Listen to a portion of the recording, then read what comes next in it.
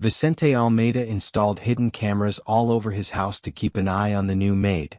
He thought she would deceive him and take advantage of his trust, but what he saw on the recordings changed his life forever. Vicente Almeida was a billionaire, the owner of a construction company worth $800 million. He had everything money could buy: a mansion in Sao Paulo, imported cars, and bank accounts he could never fully spend. But there was one thing money hadn't bought him: trust. A year earlier, he had become a bitter, suspicious, and paranoid man, and for good reason. He had fired 5 maids in 6 months. The first stole jewelry. The second tried to sell photos of his son to a gossip magazine. The third posted on Instagram that she worked for a famous billionaire, nearly causing a security breach. It was just him and his son Pedro. Before we begin the story, subscribe to our channel. We bring to life the memories and voices that never had a place, but carry the wisdom of an entire lifetime. Pedro was a 1-year and 2-month-old baby who still couldn't walk, barely smiled, and whom Vicente, to be honest, didn't really know how to raise. He was great at signing contracts but terrible at changing diapers, until the agency sent Camila. She arrived on Monday morning. Simple, modest, with the smile of someone who had no bad intentions, or someone who was a very good actress. "Good morning, Mr. Vicente. Wow, what a beautiful house. And this little one, how adorable." Vicente looked at her with suspicion. No one was that friendly without a hidden motive. "You'll start with the kitchen, then the living room. Don't touch anything in my office. Don't pick up the boy without my permission. Understood?" "Yes, sir," she replied, still smiling. He went to his office to work, but he couldn't concentrate, because for the first time in months he heard his son laughing. He walked to the living room door and peeked in. Camila was mopping the floor, softly humming a children's song. The butterfly in the kitchen makes chocolate for her godmother. Pedro, sitting in his playpen, was clapping his hands and laughing. That sweet baby laughter, something Vicente had forgotten the sound of, touched something deep inside him. But it wasn't joy. It was fear. Why is my son getting attached to her so quickly? What's her real motive? That very day he called the security company. "I want hidden cameras, living room, kitchen, the baby's room, hallways, everywhere. I want to see her every move." "Sir, is that even legal?" The technician hesitated. "This is my house, my son, my decision. Install them quickly." During the first week, Vicente watched Camila like a detective. Through his phone he saw everything.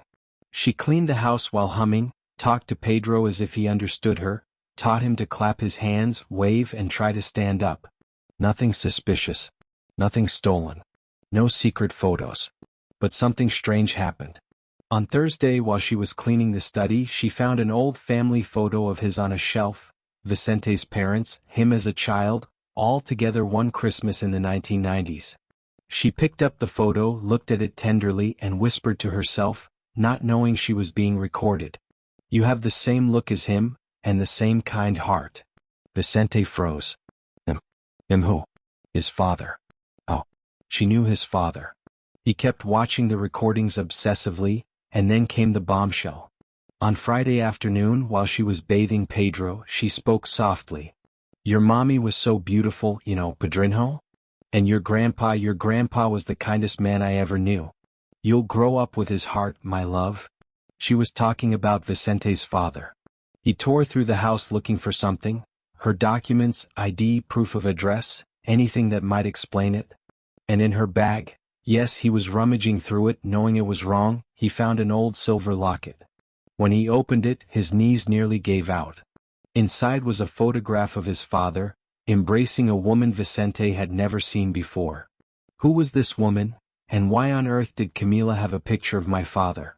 That was Tuesday. Vicente sat in his office, pretending to work but actually watching the cameras through his phone. Camila was helping Pedro stand, holding his little hands. "Come on, champ, you can do it. Let go of my hand and walk." She stepped back 2 paces, crouched, and opened her arms. Pedro, Vicente's son, took 5 wobbly steps before falling into her embrace, laughing. Camila hugged him, crying with joy. "You did it. You walked, my love. I'm so proud of you." Vicente, alone in his office, cried too. But it wasn't only pride, it was pain. Because his son's first steps weren't toward him, but toward her. Because his son smiled more at the maid than at his own father. And because deep down he knew she deserved that moment more than he did. That night he decided to confront her. The truth he would learn was not what he expected. Vicente called Camila into his office after Pedro had fallen asleep. "Sit down." She sat. Her smile faded when she saw his serious expression. "Camila, I'll be direct. Who are you? How do you talk about my father as if you knew him? You have a locket with his photo and you tell my son stories about his mother, his grandfather, as if you were part of this family. So I'll ask again, who are you?" She turned pale. "You went through my things. This is my house. And the cameras, you've been recording me. This is my house too." She took a deep breath, eyes filling with tears. "I didn't come here to deceive you, Vicente." It was the first time she had ever called him by his name, without "sir." "Then why did you come here?" he asked. She stood up, walked to the window and looked out at the dark garden. "Because I made a promise," she said softly. "And I'm not the kind of person who breaks promises." "My mother's name was Teresa Santos," Camila began, her voice trembling. "She worked in this house as a cleaner for 5 years when I was a child. I was about 8 or 9 years old then." Vicente vaguely remembered a short, quiet woman who used to clean his parents' home. "My father died in a work accident. My mother was left alone with 3 children. No money, no support, nothing. Getting this job saved us." Camila wiped away her tears. "Your father, Joaquim, was unlike any other employer my mother ever had. He would ask if she'd eaten, paid her more than what was agreed, and every Christmas he gave food baskets and gifts to my brothers." Vicente swallowed hard. That was exactly the kind of man his father had been. Too generous, his mother used to say. "One day my mom got sick, heart problems. Your father not only paid for the hospital but made sure the best doctor operated on her. He saved her life, Vicente." She took off the locket from her neck and handed it to him. "Teresa, you will survive," he had told her. "And when you do, I want you to remember, there are still good people in this world." Inside was the photograph of him with my mother. It was taken on the last day she worked here, before her surgery. Vicente opened the locket again. Now it all made sense. "My mother kept it until she passed away 3 years ago. Before she died, she made me promise that if I ever could, I would repay your father's kindness somehow." "But my father also died," Vicente said quietly. "4 years ago." "I know," she replied. "That's why I couldn't repay him directly." She turned to face him. "A year ago, I was working as a medical assistant at a clinic in Miami," she said quietly, "and your wife, Susana, was hospitalized there, complications from childbirth." Vicente's heart began to race. "I was one of the assisting nurses on duty. She was in very bad condition, Vicente. There was severe bleeding. Right before they took her in for emergency surgery, she grabbed my hand and said, 'If I don't make it back, someone has to take care of my baby. Please.'" Camila's eyes filled with tears. "I looked at her medical chart afterward and saw the name Almeida. I asked if she was related to Joaquim Almeida. She said yes, that she was married to his son. At that moment I knew, it was a sign." She looked directly into his eyes. "I promised her I would take care of him. But she didn't make it. She died on the operating table." Silence filled the room. "I spent a month debating whether to find you.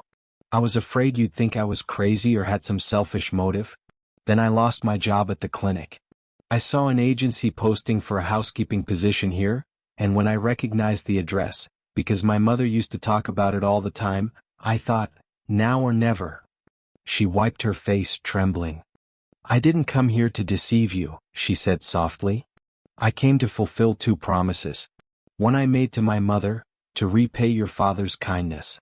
And one I made to Susana, to take care of Pedro."